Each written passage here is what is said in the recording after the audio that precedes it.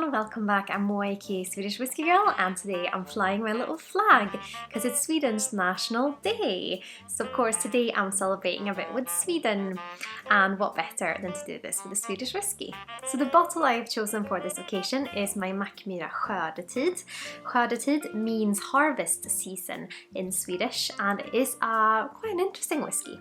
So this one has been maturing in their Bodås Mine between 2008 and 2012, and then been finished on Masi Amarone Red Wine casks. The wine casks are 600 litres and the finishing time is about 6 months as well. And this whiskey sits at 46.1% ABV.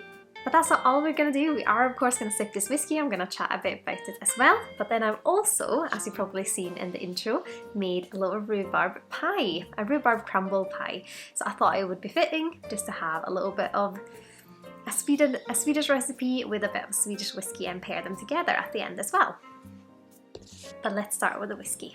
So it is interesting with these bottles. This Skördetid is part of a series called the seasonal series. So it's 2 times a year, I believe in the autumn and the spring they release a new one. Of course this year, green tea or grönt te was the spring edition.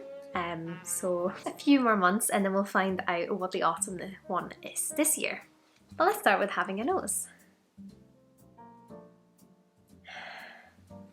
This one definitely reminds me of red wine. Has this kind of elegant wine note to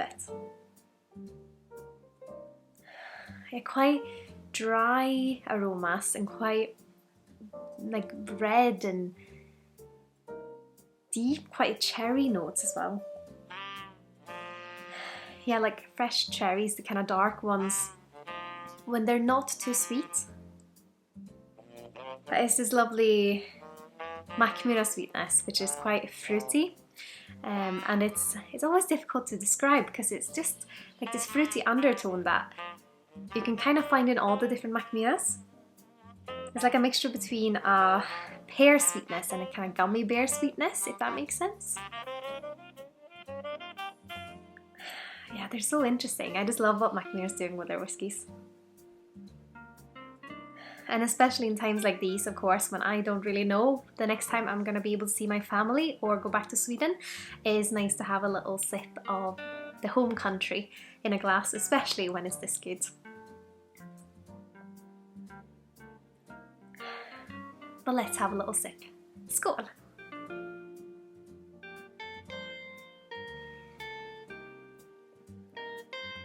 This is quite a chewy whiskey. It gives it a bit of this kind of thicker mouthfeel, which is really nice. And it's quite dark and red and like burgundy in its flavours, I would say. Still that kind of sweetness coming through, but also some drying notes, but the dry notes are more fruity than spicy.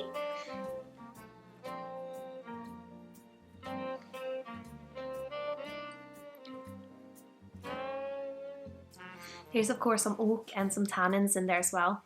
But I think these kind of cherry plum, almost a little bit peachy as well. Those fruity flavours are definitely what you get the most. And then the finish is just kind of lingering and warming because of that oak influence and the tannins.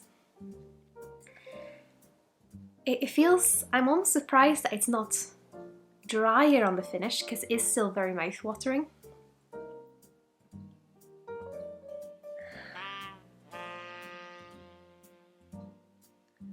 But very fresh, even though wine cask can usually kind of bring it down and make it drier and a little bit more, almost like robuster sometimes, almost a bit more robust sometimes. But this is just still quite fresh in a way, even though it's a bit dense, fresh and dense at the same time. Don't know if that makes sense, but that's kind of how I would describe it because the fruitiness is still very fresh, like fresh fruits, more like fresh fruits than dried fruits for sure. Yeah, but if you like something that's a little bit denser and a little bit wine influenced, then this is definitely a really good example of that.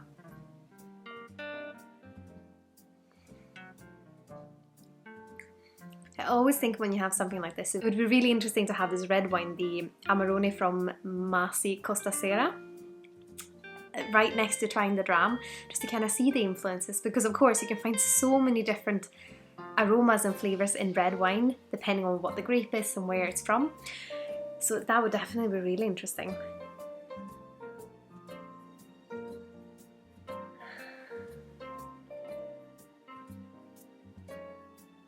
It almost has this kind of forest vibe as well. Slight pine perhaps.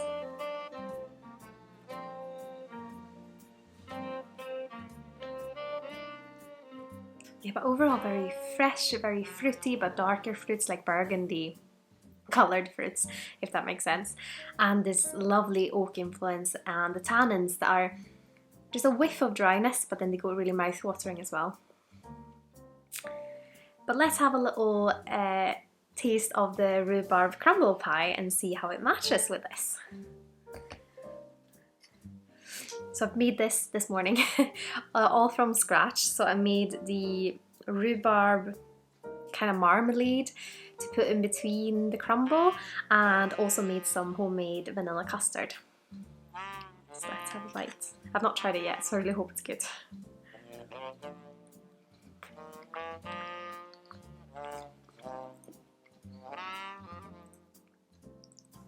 Yeah, it's lovely. It's a good mixture between that kind of doughy crumble and then with the vanilla and the kind of sweetness and kind of fresh notes from the rhubarb.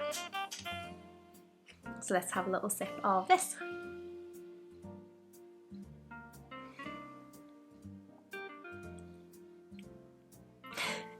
It's funny how your brain works, because now immediately this is like, maybe there's a hint of rhubarb in there as well. I think, because I was a bit worried about this earlier, I was like, what should I pair? Because I was thinking, should I make like a strawberry cake? What is like a typical classic Swedish thing to make? But I had rhubarb at home and I really wanted to make something rhubarby, and it's very much summer for me, so I thought it would be good. And then I had this whiskey and I was like, and I couldn't really remember if it was being super dry, because wine casks can have that influence if they make a whiskey quite dry. And I'm very happy it's so mouth-watering, because I think the mouth-watering fresh fruits of this really goes well with kind of the doughy, vanilla, rhubarb flavours that all kind of mix together in the crumble pie. So very happy with that one worked out. Of course, have you ever tried a crumble pie, a rhubarb crumble pie with a whiskey? What do you think of that? Perhaps you would have paired it with another whiskey, and if so, please let me know in the comments below which one you would have chosen. And I would of course love to hear if you have tried Skördetid, or perhaps you tried another Mackmyra. And I also want to say a massive thank you to my wonderful Patreons who keep supporting me, and that is of course so appreciated. Men as always, jag hoppas ni får en absolut trevlig dag. Grattis Sverige på nationaldagen. Skål!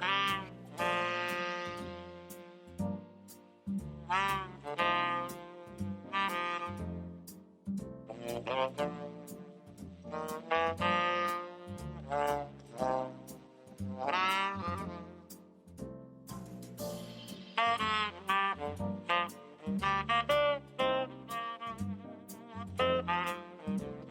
you.